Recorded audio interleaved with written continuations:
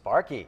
That dog was run over by a Mexican police officer and left for dead. He spent several days in the street before someone helped him out. Tonight, he's in the U.S. recovering. Oh, he looks good. And he still has a long journey ahead of him. Don't get us wrong. New at 5:30, 10 News reporter Craig Herrera shows us how he got here and what's next for this little poodle. Stuff.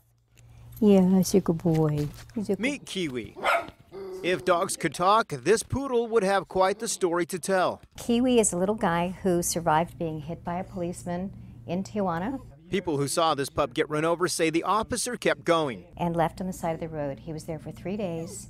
And are we talking about you, little guy? We are. It happened about 6 weeks ago. Some good Samaritan brought a cup of water over, and that was it. Estaba muy cerca de mi casa. Until this woman, a local rescuer named Normita, picked him up and took him to a vet in Tijuana. He's about 2 years old, and obviously was smart enough to survive on the street. Independent Mexican rescue groups raised over 6,000 pesos to have a surgery done. Well, for Mexico, it's a lot of money, 6,000 pesos. She says it was difficult to raise the funds. People will help kids, but they don't help animals that easily. So for us, it's a life. He has a broken hip and broken leg. So we don't know actually how he survived. He's a trooper.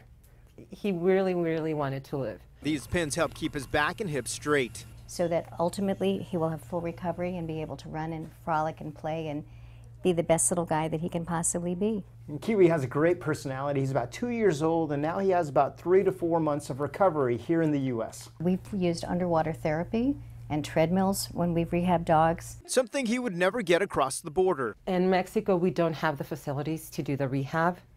We don't have aquatic therapy. We don't have the treadmills with aquatic. Of course, we don't even have a pool for them. And that's one reason he's here in the U.S. now. In this type of cases, we try to reach to across the borders. He'll stay in a foster home here until he's recovered and adopted, becoming a U.S. canine. Every animal deserves a second chance, but some of them really get you.